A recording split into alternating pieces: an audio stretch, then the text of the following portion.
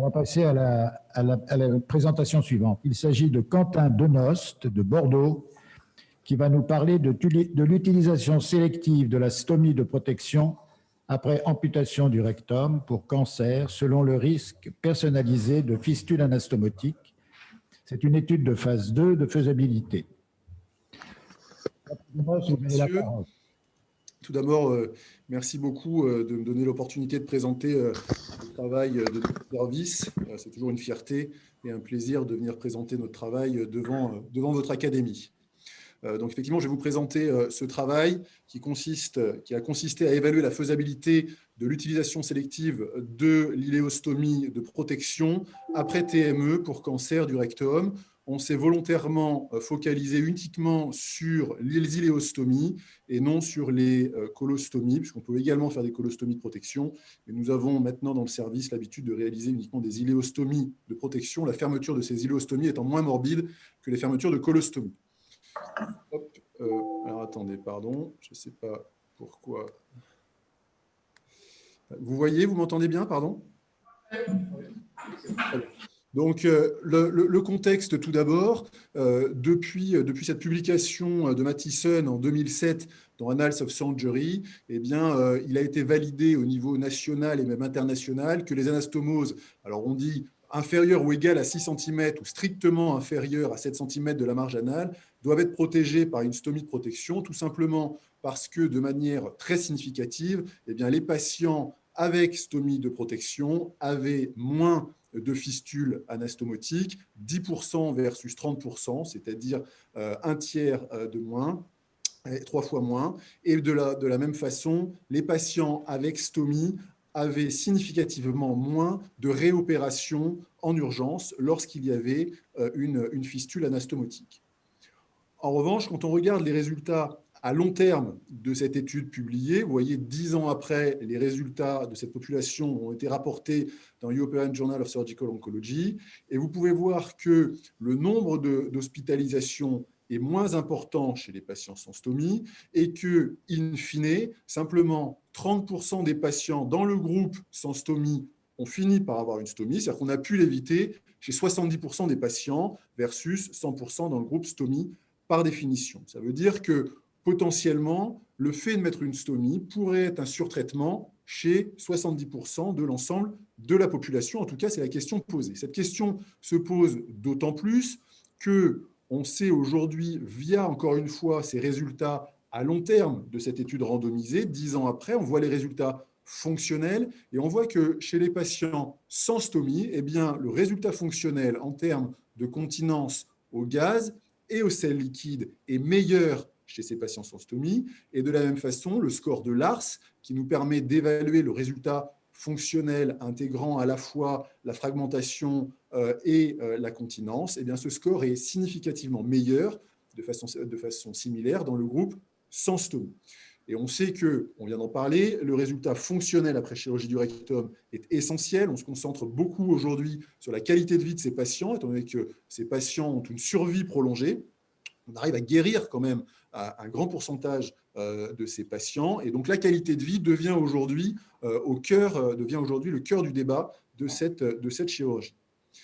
De façon parallèle, on doit aussi intégrer dans la réflexion la morbidité propre de la stomie. Et on voit que sur cette série de plus de 6000 patients, eh bien, la morbidité globale est de 17%, avec des risques d'occlusion post-opératoire de plus de 5%, des abcès de parois, des fistules de 1,5% et une nécessité de réintervention à 2,5%. Donc, c'est important d'intégrer cette réflexion, à la fois le surtraitement potentiel de la mise en place d'une stomie chez ces patients, et puis derrière la morbidité propre de la stomie, et enfin, à long terme, le résultat fonctionnel des patients qui peut être meilleur chez les patients sans stomie. Donc, le contexte est celui-ci. C'est aujourd'hui, selon les recommandations nationales et internationales, l'iléostomie reste la référence pour éviter la fistule. Mais il faut voir si, aujourd'hui, l'iléostomie, avec la morbidité dont on vient de parler, avec la péjoration du résultat fonctionnel à long terme, eh bien, n'est pas ou ne peut pas être considérée chez un surtraitement, soit dans l'ensemble de la population, soit dans une population cible. Et c'est là le cœur du débat, puisqu'aujourd'hui, on considère tous les patients de la même façon. On sait tous, et ça a été démontré dans la littérature, que tous les patients ne se ressemblent pas. On peut individualiser des facteurs de risque modifiables, préopératoires, tels que la dénutrition, l'anémie, et ces facteurs doivent être corrigés avant d'opérer les patients. C'est essentiel de le faire. On a ensuite des facteurs de risque péropératoires. On sait que la perte sanguine, que la durée opératoire, mais aussi le nombre de chargeurs d'agrafage quand on coupe le rectum influe directement le risque de fistule. Et on sait qu'un nombre d'agrafages supérieur à 2 est un facteur indépendant de risque augmentant le risque de fistule. Donc ces facteurs de risque péropératoires, bien sûr, doivent faire nuancer la stratégie. Et puis ensuite, on a tous les facteurs de risque non modifiables qui vont être le sexe. On sait que les hommes font plus de fistules, les patients tabagiques, obèses, diabétiques, avec radiothérapie et la taille de la tumeur. Donc, il est important aujourd'hui, probablement, de savoir discerner les patients à haut risque et à faible risque, de façon à éviter cette notion de surtraitement en mettant une stomie systématique à toute la population. Et c'est exactement à partir de ce travail, si vous voulez, qu'est paru notre réflexion, c'est-à-dire que sur une série de plus de 1500 patients uniquement sur la TA-TME, vous voyez que ce groupe a publié en 2018 un score en fonction de ces facteurs de risque. Donc, ils reprennent exactement les facteurs de risque dont je vous ai parlé, qui sont des facteurs de risque non modifiables. Et puis, en fonction du facteur de risque, chaque facteur code pour 1 ou 2. Le score est ainsi réparti de 0 à 6. Et vous voyez que le risque de fistule cumulé varie de 6% à 50%. Et donc, quand on voit ça, il suffit de dire, où est notre seuil de tolérance? Est-ce que notre seuil de tolérance est à 6%, à 10%, ou est-ce qu'on continue à traiter l'ensemble de la population, celui qui a 6% de risque de fistule et celui qui en a 50%, de la même façon? On est aujourd'hui dans une démarche où on individualise de plus en plus le traitement préopératoire, que ce soit la chimiothérapie, la radiochimiothérapie. Il est venu le temps aussi d'individualiser probablement notre prise en charge chirurgicale. Et donc, c'est dans cette démarche que nous avons réalisé ce travail. Ce travail d'individualisation de la prise en charge doit également tenir compte d'une autre alternative qui est la fermeture précoce de la stomie. Nous avons des données venant d'études randomisées aujourd'hui qui nous permettent de constater que ces patients avec fermeture précoce de la stomie, c'est-à-dire dans les 15 premiers jours après l'exérèse totale du mésorectum, présentent un meilleur résultat fonctionnel à long terme, un plus faible taux de stomie définitive et une réduction également significative du coût de la prise en charge. Donc, l'objectif de notre étude, principalement, était d'évaluer la faisabilité d'une approche sélective dans l'utilisation de la stomie après TME.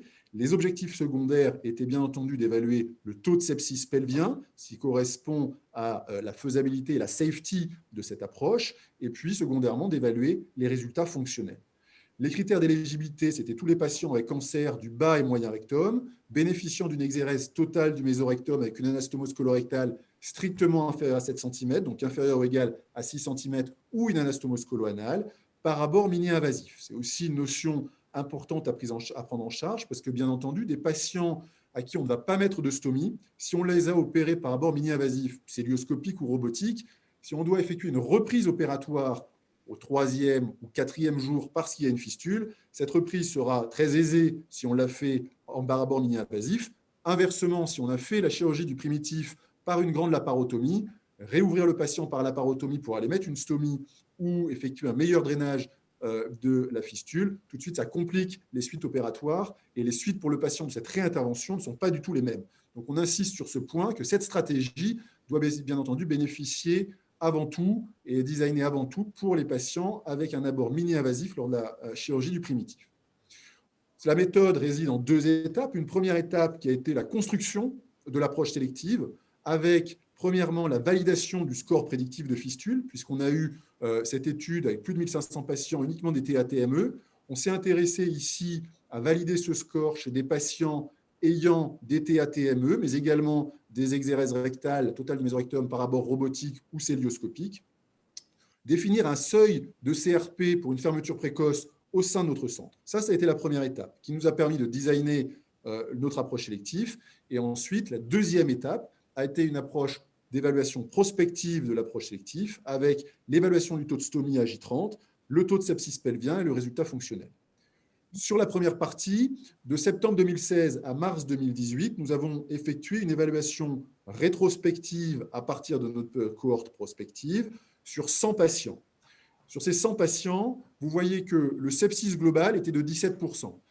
J'insiste là-dessus puisqu'on a publié dans Annals of Surgery en 2017 l'essai GRECAR5 de notre groupe de recherche national sur le cancer du rectum.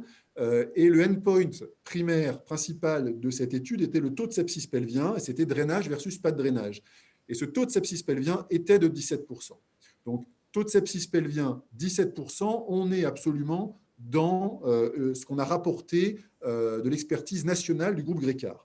Et ensuite, quand on regarde les patients de notre CHU versus le TATME Registry, vous voyez qu'on est à peu près, pour un patient à score à 1, on est aux alentours des 10% de fistules, à 2, on est à 18%, à 3, on est entre 24 et 25%. Donc, on a vraiment une reproductibilité de ce score dans notre établissement.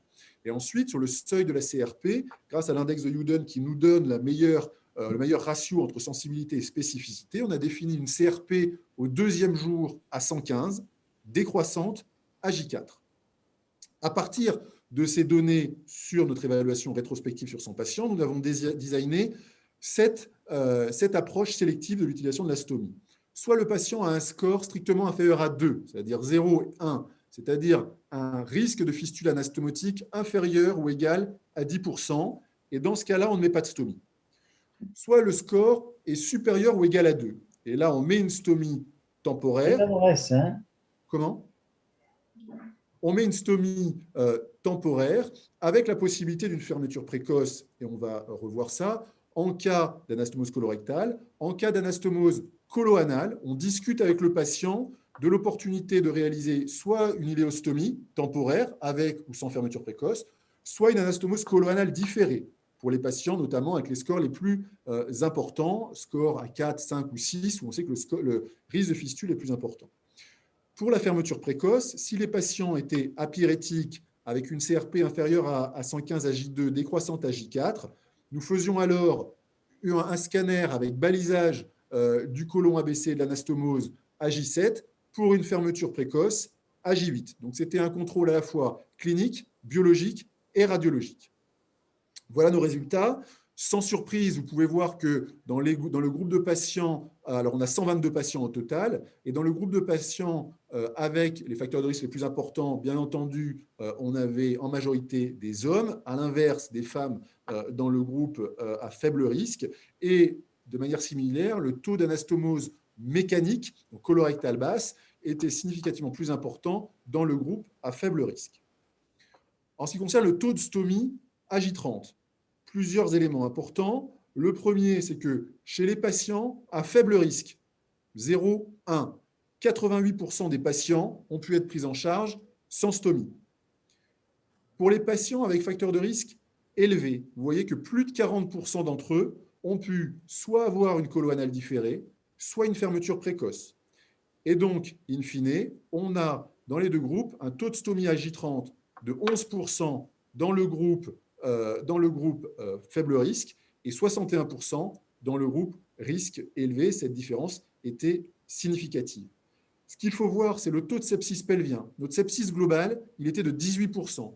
Donc, avec cette approche sélective, le message, c'est de dire que nous n'avons pas majoré le taux de sepsis pelvien global. Et quand on regarde le taux de sepsis des patients à faible risque et à haut risque, on est à 10% versus 23%. On retombe exactement sur le taux de sepsis pelvien que l'on avait sur notre évaluation rétrospective sur les 100 patients, avec clairement une tendance entre les deux groupes qui est respectée, c'est-à-dire le fait de ne pas mettre de stomie chez les patients à faible risque ne majore pas le taux de sepsis pelvien, ce qui assure la faisabilité et la safety de cette approche. En ce qui concerne le résultat fonctionnel, alors je suis désolé parce qu'on a nos têtes devant, mais le petit p est significatif, je vous demande de bien vouloir me croire. On a évalué à 6 mois en prospectif ces patients, et vous voyez qu'à la fois en termes de LARS inférieur à 20, c'est-à-dire absence de syndrome de résection antérieure, et Wexner inférieur à 4, ce qui est un excellent résultat fonctionnel, eh bien, chez les patients sans stomie ou avec fermeture précoce, nous sommes respectivement à 80% et à 64%.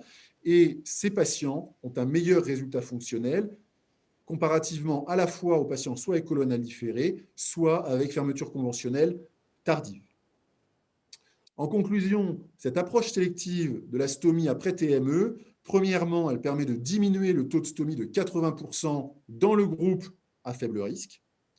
Deuxièmement, elle n'augmente pas le taux de sepsis pelvien, et donc c'est notre safety.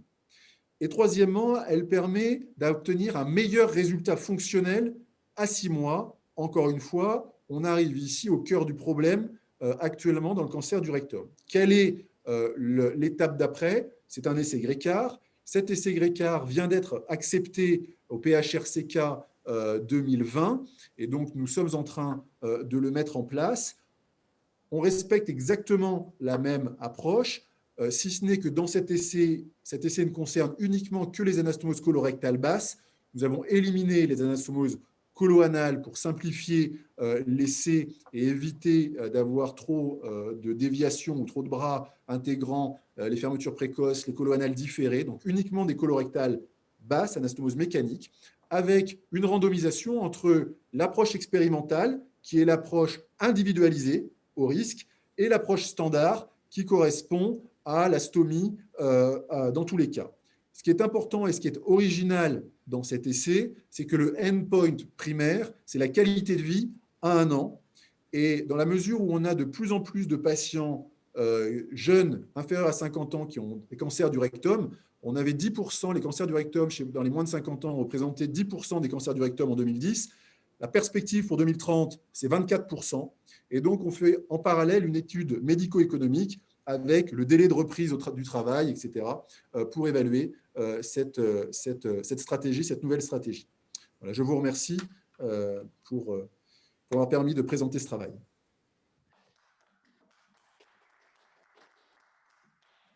Merci beaucoup, Quentin Denos, pour cette excellente présentation sur un sujet particulièrement intéressant, puisque à la fois fonctionnel et économique. Est-ce qu'il y a des questions dans l'assistance pour M. Quentin Denos? Le professeur Delcroix, peut-être, alors, oui, qui veut prendre la parole. Vous mettez votre micro, s'il vous plaît. Non, il est toujours fermé, votre micro. Ça se passe en bas, en général. En bas à gauche.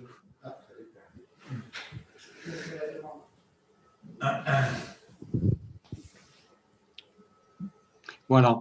Merci beaucoup. Je suis étonné de voir dans la liste des facteurs de risque non modifiables le tabagisme. Ça voudrait dire qu'on ne peut pas prendre en charge les patients fumeurs, alors que c'est tout à fait possible de les prendre. J'avais participé à une communication sur la prise en charge du tabagisme en préopératoire. Et donc, je suis étonné que vous mettiez le tabagisme dans les facteurs de risque non modifiables. Oui, alors, effectivement, le tabagisme dans les facteurs non modifiables, bien sûr qu'on essaye de faire arrêter de fumer, de demander aux patients d'arrêter de fumer, et on a des supports pour ça. Dans le meilleur des cas, plus de 3 mois s'il y a un traitement néoadjuvant. Dans le pire des cas, s'il n'y a pas de traitement néoadjuvant, eh bien, dans les 3 semaines ou le mois précédent la chirurgie. Malgré tout, on considère effectivement que le patient qui a 20 ans de tabagisme derrière lui, il est à plus haut risque, même s'il s'arrête de fumer 1 mois avant la chirurgie, que celui qui n'a pas fumé. Et ça, c'est rapporté dans un certain nombre d'études. De même que le diabète, on sait aujourd'hui que l'ancienneté du diabète et l'équilibre du diabète que l'on peut évaluer, notamment par l'hémoglobine glyquée sur les 3 derniers mois, sont des facteurs de risque cardiovasculaires importants. Si ça évolue depuis plus de 10 ans, si l'hémoglobine glyquée est supérieure à 8%. Donc, bien sûr que tous ces risques, après, sont affinables. Mais aujourd'hui, dire que ce risque est modifiable, encore une fois, le patient qui a fumé 20 ans, si on l'arrête 1 mois avant, ça reste qu'un facteur de risque, oui, que l'on considère comme non modifiable. Même s'il le demandait d'arrêter de fumer 1 mois avant la chirurgie, on est d'accord que pour le post-opératoire, c'est mieux. Mais c'est mieux plus au vu de sa VO2 max, c'est-à-dire que s'il y a une complication post-opératoire, le passage en réanimation, par exemple, ou en soins intensifs, si on doit le réopérer, sera mieux toléré. En revanche, sur la qualité de vascularisation de son côlon et sur ses capacités de cicatrisation, et donc de diminuer le risque de fistule, on considère effectivement que c'est un risque non modifiable. Oui, oui, je vous félicite également pour ce travail qui est finalement une attitude personnalisée pour la chirurgie. Je voudrais juste vous poser une question. Si j'ai bien compris, les patients sont randomisés avant ou pendant la chirurgie. Est-ce qu'en fin d'intervention, on décide, on fait une colostomie ou pas, enfin une iléostomie ou pas? Et ma deuxième question, dans les colorectales basses, j'ai jamais vu la mention d'épiploplastie. Donc ma question, elle est en fait double, c'est-à-dire si on fait une intervention qui semble se dérouler parfaitement, avec notamment ce qui se modifie en péropératoire, le patient n'a pas fait de chute de tension, il a été parfait, on n'a vu aucune son, il y a une ambiance quand même chirurgicale. Est-ce que vous en tenez compte ou pas dans la randomisation, et notamment, par exemple, il y a certaines fois où on fait parfaitement une épiploplastie, une intervention qui s'est déroulée comme dans les livres, il n'y a pas une goutte de sang, on est moins tenté de faire une iléostomie. Est-ce que ceci a une incidence ou pas dans votre choix thérapeutique? Alors, on essaye à chaque fois d'informer le plus en amont, c'est-à-dire avant la chirurgie, le patient de ce qui va se passer. Et on essaye de se cantonner à ce qu'on a dit. C'est-à-dire qu'on va essayer, dans la mesure du possible, si le patient est à faible risque. Il y a deux situations. Il est à faible risque, on part pour ne pas faire de stomie. Il est à haut risque, on sait qu'on va lui mettre une stomie. Il est à faible risque, et effectivement, comme vous le dites, pendant l'intervention, eh bien, on se rend compte que ça dure longtemps, ça saigne plus que prévu, il y a 3 coups d'agrafage au lieu d'en avoir que 1 ou 2 maximum. On sait que là, on augmente nos risques de fistule, donc on va changer de stratégie pendant l'intervention et on va lui mettre une stomie, quitte à la fermer précocement si jamais les suites opératoires sont parfaitement simples. Mais ce sera dans ce sens-là. À l'inverse, le patient qui a un haut risque de fistule, si l'intervention se passe bien, durée courte, enfin 1 ou 2 agrafages, pas de saignement majeur, on est ravi, on lui met une stomie comme c'était anticipé et on espère pouvoir lui fermer précocement à J8. Aujourd'hui, on anticipe tout ça et on vend, entre guillemets, la stratégie aux patients où aujourd'hui, on en est au point où, à dire ça se passe bien, le patient rentre chez lui à J3, J4, il revient à J7 pour qu'on lui fasse l'opacification, qu'on lui ferme la stomie le lendemain et il ressort le lendemain. On a fait quelques patients, mais là, il faut qu'ils soient quand même assez compliants en ambulatoire pour les fermetures de stomie. Disons que la question que vous posez, on change d'attitude si jamais on ne devait pas mettre de stomie et que la chirurgie ne se passe pas aussi bien que prévu et qu'on a les facteurs de risque péropératoires qu'on a cités. À ce moment-là, on met une stomie. Si on a prévu de mettre une stomie, si ça se passe bien, le patient il garde ses facteurs de risque, qu'on dit non modifiables, on met la stomie et on verra derrière pour lui fermer précocement. On sait qu'on a aussi, si on les ferme précocement, un impact sur le résultat fonctionnel et donc probablement sur la qualité de vie, et c'est ce qu'on va évaluer par cette étude randomisée. Ensuite, la deuxième chose pour l'épiploplastie, on n'a pas l'habitude aujourd'hui, en tout cas dans notre centre, et après en avoir discuté dans le groupe Grécard, je ne crois pas que beaucoup de centres le fassent, de faire d'épiploplastie en première intention lorsqu'on fait une anastomose colorectale basse ou coloanale. On en fera une volontiers si jamais on a une fistule anastomotique et qu'on doit reprendre le patient à distance. Effectivement, on viendra là interposer l'épiplomb si on a une fistule vaginale ou une fistule urétrale, enfin une fistule basse. Là, effectivement, oui, mais rarement en première intention. En tout cas, ce n'est pas notre habitude actuellement. Merci beaucoup. Et puis, deux dernières questions subsidiaires. Vous savez qu'à l'Académie de chirurgie, on est très sensible à la relation avec les anesthésistes. Est-ce que dans le choix de la stomie, vous avez une discussion médico-chirurgicale, anesthésiste-chirurgien, c'est-à-dire est-ce que vous posez la question à l'anesthésiste, est-ce que vous estimez que le patient s'est bien tenu, entre guillemets, pendant l'intervention, c'est-à-dire est-ce qu'on a maintenu un remplissage correct? Parce qu'on sait bien que les fistules, elles sont liées aussi à l'œdème au niveau des anastomoses et que la qualité du remplissage péropératoire intervient de façon considérable. Et j'ai toujours été très sensible à ça. Je trouve que cette décision, elle doit être vraiment anesthésio-chirurgicale. Est-ce que vous avez cette même impression à Bordeaux? Oui, bien entendu. En cours d'intervention et en fin d'intervention, au moment de prendre la décision, on demande effectivement le saignement, le remplissage, les constantes, de façon à prendre une décision collégiale. Et de la même façon, le bilan préopératoire va comprendre un bilan avec une NFS pour contrôler l'hémoglobine, l'HbA1c pour contrôler le diabète, le fer, la ferritine, de façon à supplémenter et à pouvoir assurer. On sait aussi que l'hypothermie péropératoire péjore ou augmente le risque de fistule. Donc, tous ces paramètres sont bien entendu un travail collaboratif médico-chirurgical, pas anesthésio-chirurgical. Merci beaucoup pour votre communication et vos travaux, parce que je voudrais faire un commentaire et vous poser une question. On a tous opéré des cancers du rectum et on se disait à la fin, bon, on va lui faire une stomie parce que c'est obligé de lui faire une stomie, mais ça s'est tellement merveilleusement passé, vous l'avez évoqué, qu'on se demande bien pourquoi on fait la stomie. Bon. Et c'est vrai que c'est dommage, on a vraiment le sentiment que de temps en temps, ce n'est pas la majorité des cas, hein, mais on va pénaliser les patients en leur faisant une stomie. Et donc, mais on ne le fait jamais. Pourquoi? Pour les raisons médico-légales. On sait que si on a une fistule et qu'on n'a pas fait de stomie, la situation, vous l'avez dit, sera plus grave et qu'on pourrait être tout à fait pénalisé. Donc, on attend, je pense particulièrement aux chirurgiens libéraux, on attend que des études sortent pour dire, dans certains cas, on peut ne pas faire de stomie. Et la question que je voulais vous poser, c'est comment on explique que une simple stomie de quelques semaines donne des troubles fonctionnels persistants par rapport aux patients qui n'ont pas eu de stomie. Comment ça s'explique, ça?